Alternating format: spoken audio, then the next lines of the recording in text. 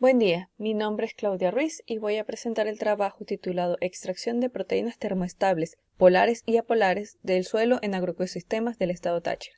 Este trabajo fue realizado en el Laboratorio de Investigaciones en Biotecnología y Química de Polímeros de la Universidad Nacional Experimental del Táchira.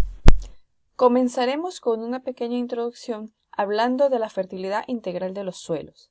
Esta es una característica que involucra factores físicos, químicos y biológicos, y en conjunto determinan la estructura del suelo, que no es más que el arreglo de las partículas que componen este recurso. Dentro de los factores biológicos, que son los que nos interesan, se encuentran las interacciones biológicas de las raíces y de los microorganismos que componen el recurso suelo. Tal es la importancia que se han generado numerosas investigaciones para considerar estos individuos como potenciales bioindicadores de fertilidad de los suelos. Esto ha dado lugar al descubrimiento de unas proteínas llamadas inicialmente como glomalinas, que fueron descubiertas en los hongos micorrízicos arbusculares del género Glomus intraradices y se describieron como proteínas termoestables e insolubles en el agua, es decir, hidrofóbicas o apolares. También se asociaron a la estabilidad de los agregados. Estudios posteriores demostraron que existe una gran variabilidad en estas proteínas, por lo cual pasaron a denominarse GRSP, por sus nombres en inglés, proteínas del suelo relacionadas a glomalinas. Otros estudios también indican que posiblemente las glomalinas o las GRSP no sean simplemente provenientes de hongos micorrízicos, sino también de organismos termófilos no micorrízicos o microorganismos no identificados. El interés por las GRSP radica en su influencia en la estabilización de los agregados del suelo. La longevidad de estas moléculas en el suelo es de hasta 42 años, contribuye en dinámicas del carbono, influye en la fertilidad del suelo e incrementa la productividad agronómica. Los primeros estudios que se realizaron utilizaron métodos muy laboriosos. Además, describieron estas moléculas como proteínas apolares, y esto generó una clasificación imprecisa. Estudios recientes realizados en esta unidad de investigación buscaron optimizar los protocolos de extracción. En este mismo estudio se logró encontrar un porcentaje importante de proteínas con características de solubilidad distintas a las mencionadas en estudios anteriores. Es decir, se encontraron hasta un 40% de proteínas polares. Otros estudios también de esta unidad, realizados con solventes orgánicos e inorgánicos, permitió discriminar entre proteínas polares y apolares. Siguiendo esta línea de investigación, nos hemos planteado como objetivo general evaluar la extracción de proteínas termoestables, polares, apolares del suelo en agroecosistemas del estado Táchira. La primera fase de nuestra metodología consistió en la recolección de muestras, la cual se hizo en la hacienda La Tuquerena y en la finca La Primavera, ambas pertenecientes a la Universidad Nacional Experimental del Táchira, ubicadas en este mismo estado. Los ecosistemas escogidos fueron uno de manejo intensivo, que fue un cultivo de hortalizas, dos ecosistemas intervenidos en estado de reposo, que se denominaron barbechos, un bosque de manejo semiagroecológico, que fue el cultivo de cacao y su bosque adyacente, y dos ecosistemas boscosos no intervenidos. Luego se realizaron 4 tipos de métodos de extracción. El primero fue el método convencional, descrito por Wright y Pedaya en 1996.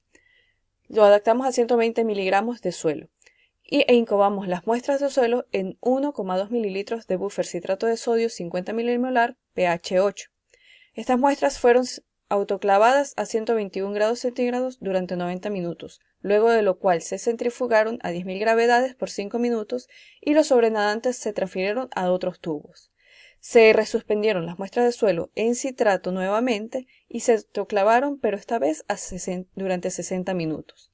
Estos ciclos de extracción se repitieron hasta que se observó que no tuviesen los sobrenadantes el color marrón rojizo que caracteriza a las proteínas glomalinas. El siguiente método que se evaluó fue el método optimizado por Camargo. En este método se hicieron lavados previos con hidróxido de sodio 0,1 molar y se centrifugaron las muestras durante 1 minuto a 10.000 gravedades.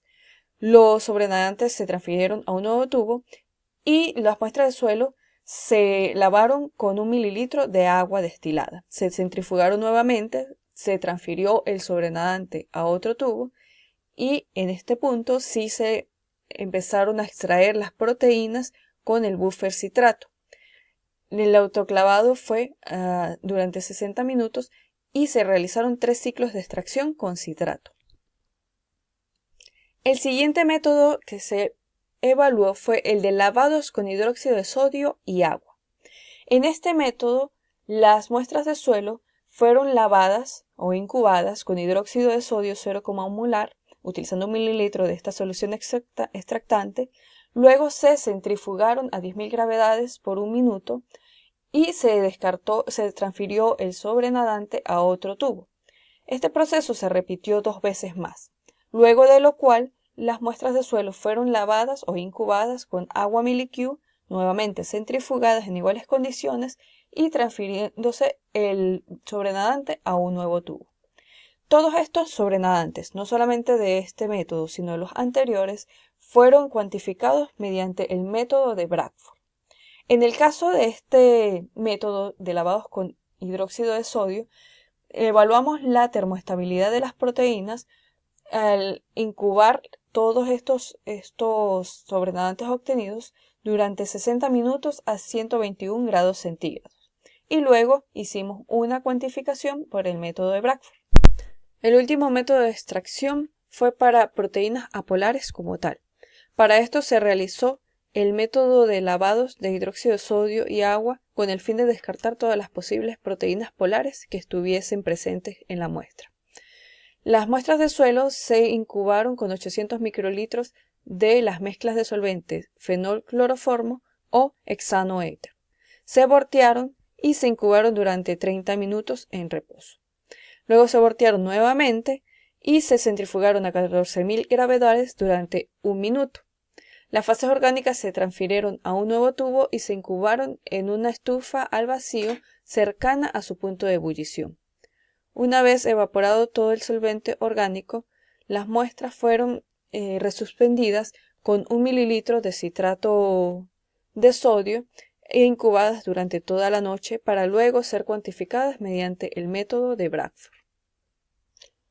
Entre los resultados de discusión tenemos la primera tabla que nos muestra los rendimientos obtenidos en la extracción de las proteínas del suelo mediante los métodos convencional, optimizado y hidróxido de sodio, es decir, los destinados a la extracción de proteínas polares bajo el punto de vista de nuestra investigación.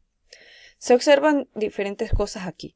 La primera que se puede observar con el análisis estadístico es que no hubo diferencias significativas entre los 3 métodos y que la dispersión fue menor para el método de lavados de hidróxido de sodio, lo cual, si se toma en cuenta que este método fue 35 veces más rápido que el método convencional, le genera una gran ventaja que pudiera ser utilizada para la integración en los análisis rutinarios de suelo.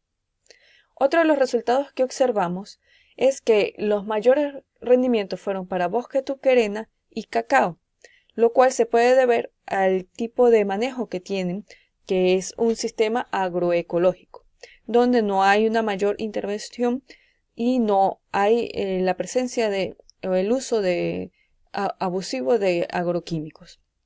Todo lo contrario es el caso de la hortaliza, que tuvo el menor rendimiento, y esto se debe a que es un agroecosistema que ha sido explotado por muchos años, ha sido objeto de uso de fertilizantes y de agroquímicos, y eso ha influido en que no tenga una capacidad de amortiguación como la hay en el caso del bosque tuquerena y de cacao, ya que no hay la posibilidad de generar tantos microorganismos productores de glomalinas. En la figura 1 podemos observar cómo el hidróxido de sodio es capaz de solubilizar hasta un 80%, casi 90% de las proteínas que son extraídas por el método de citrato de sodio. Esto nos lleva otra vez a preguntarnos y cuestionarnos el carácter apolar que se nombra tanto en la literatura para estas proteínas, ya que los resultados que hemos obtenido en este estudio no coinciden con los principios de disolución universales. Igual disuelve igual. Los principios físico-químicos básicos para la disolución de moléculas, como capas de solvatación, dipolos permanentes y transitorios, momentos dipolares, no coinciden con lo que se encuentra en esta investigación. Por otra parte, la figura 2 nos muestra la importancia de realizar un lavado con agua después de realizar una extracción con hidróxido de sodio, ya que el hidróxido parece activar las moléculas, lo que permite que luego se disuelvan con el lavado de agua, generando un mayor rendimiento de la extracción proteica. La tabla 2 nos vuelve a generar la intriga del carácter apolar de las proteínas conocidas como glomalinas, ya que podemos ver que mediante los solventes orgánicos no es posible extraer prácticamente ninguna cantidad de proteínas. Las pocas que se generaron tuvieron un rendimiento casi insignificante si se compara con las extracciones con los métodos de citrato e hidróxido de sodio. Los resultados obtenidos en esta investigación nos permiten llegar a diversas conclusiones que no solamente se basan en metodología, en rendimiento, sino también en la caracterización de las moléculas que hemos estudiado. Algunas de estas conclusiones son: existe una alta proporción de GRSP con características de solubilidades distintas para los suelos estudiados. El uso de mezcla de solventes orgánicos revela que existe un grupo minoritario de proteínas apolares del suelo. El método más eficiente para el análisis de proteínas polares del suelo fue el de solubilización con hidróxido de sodio, no solamente en términos de rendimiento, sino en tiempo. El hidróxido actúa como un activador en la solubilización de las proteínas polares del suelo, lo que sugiere la importancia de realizar al menos un lavado con este compuesto seguido de una extracción con agua. Y finalmente, los agroecosistemas bosque ituquerena y cacao presentaron la mejor oferta ambiental en términos de materia orgánica y presencia de proteínas termoestables del suelo.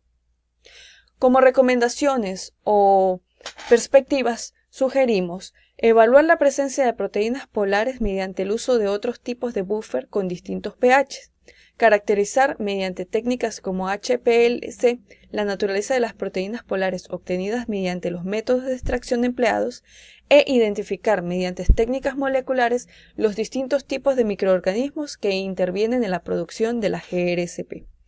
Como se puede ver, este estudio es apenas un comienzo para analizar el gran pool de proteínas que puede estar influyendo en la estabilidad de los agregados del suelo y de la calidad del mismo.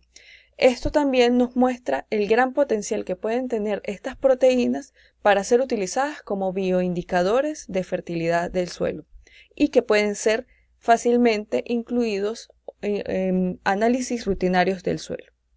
Muchísimas gracias por su atención.